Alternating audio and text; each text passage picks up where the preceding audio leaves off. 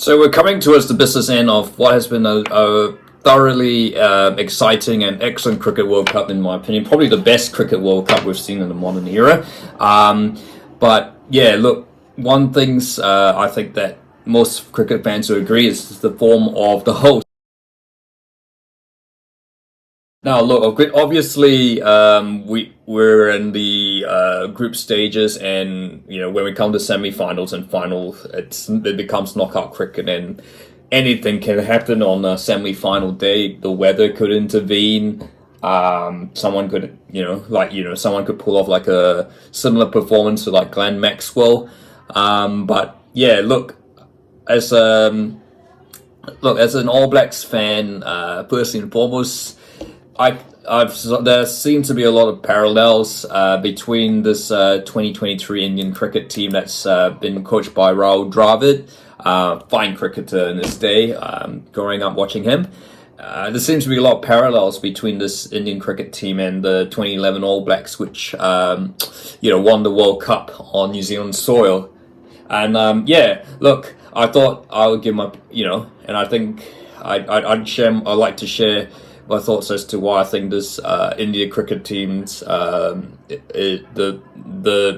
future is looking quite ominous, I should say, for this Indian cricket team. And this is probably very good news, music for the billions of Indian cricket fans out there. As I said, batting, I've mentioned Virat Kohli, who I'm actually curious. I wonder, and you can comment, is how does he compare to, like, in terms of standing with, other, the likes of Sachin Tendulkar, who I think probably will remain India's equivalent to, like, Sir Colin Meads or Pele or Maradona, because I think it's just his standing, the fact he played such a long time, probably one of the greatest, one of the most elegant batsmen to watch.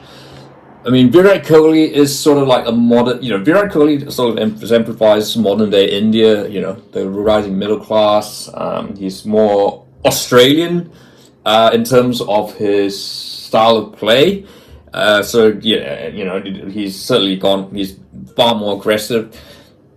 And I guess, to be fair, he is surrounded, by other plenty talented Indian batsmen in this lineup. I mean, you've still got Rohit Sharma, who personally I think hasn't quite found his best yet, although he could still probably be. He could still very well have a massive, he could still very well have that one massive performance that, it makes all the difference for India.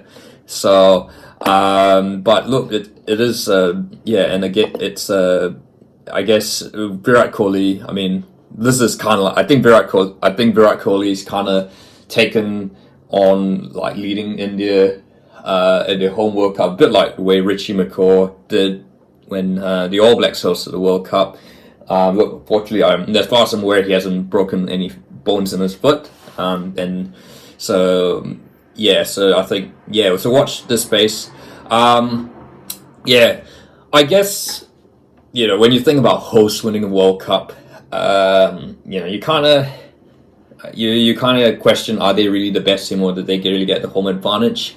I think that it will be a bit of both. Look, India's been really good for the last couple or so years, probably the most consistently top team. I mean, yes, they've had a couple of instances where, again, New Zealand scuppered them in the ICC competitions, and there was Australia as well, but India by and large generally have been quite competitive, and I think on their home turf, will be the team to beat. But yeah, that is my thoughts on the Indian cricket team. I think they will absolutely be the team to beat. And I think despite all the excitement from the games, the rise of Afghanistan, even the Netherlands have surprised a few teams.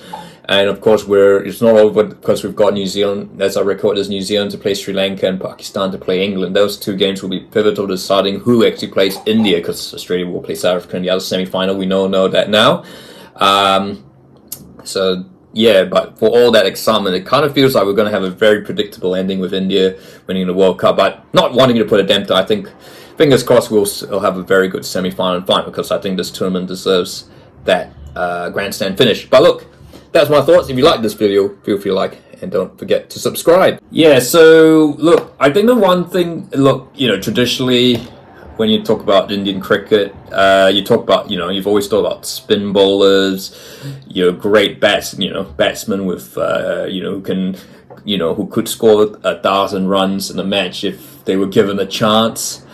You talk of, but I guess obviously that's, I think that's certainly a very outdated look. Look, the batting's still as good. I mean, first you've got Virat Kohli. I should say is, he is the modern day Prince of Indian cricket. He's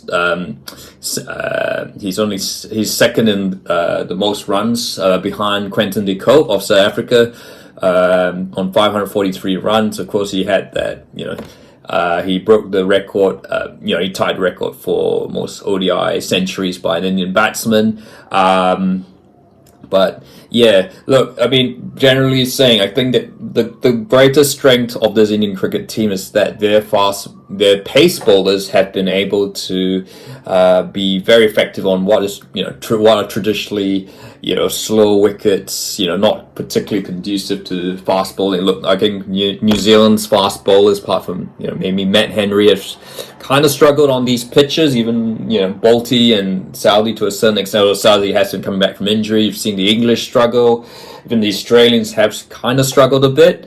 South Africa, Rabada has done pretty well for some reason, so maybe it's not the, I don't know. Yeah, so I think it might be the IPL exposure, who knows? But look, I think the key ace card that I think that will, and it's, if this continues, will almost guarantee India what would be their third Cricket World Cup winner, which would put them second behind Australia, is their wickets. Look, I think you've got Jasprit Bumrah has been amazing for a number of years. He's been absolutely consistent, even if he's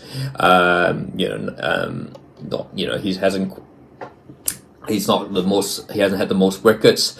But I think the key person here is Mohammad Shami, who's really, he's sort of had some issues with injuries, been absent from the squad, but I think particularly against Pakistan, Mohammad Shami has really is the key talisman in that Indian bowling lineup.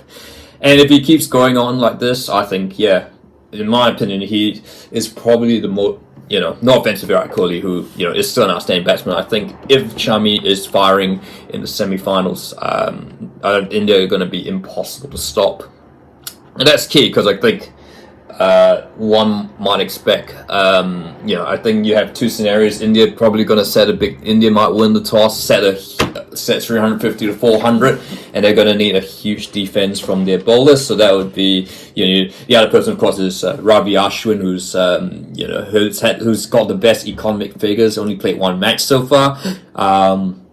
They've also got Jadeja, who, Shakib's, Jadeja's probably been the best all-rounder. So, of course, Jasprit Bumrah. So that, it's very weird. It reminds me, this Indian team almost does remind me a little bit of the Australian cricketers in the 1990s, 2000s, when pace was actually their biggest asset to their dominance. You had like your Glenn McGrath, Jason Gillespie, Michael Kasparowicz, Brett Lees, and of course Shane Warne. But it was really the continent of pace bowlers that, and coupled with Shane Warne, that certainly made that Australian cricket team pretty much dominant. And I think that's what we've seen. I think New Zealand also, you've seen the reason why New Zealand's been so good in the last couple of years, is the rise of Trent Boult, Tim Southee, Neil Wagner, and all those players.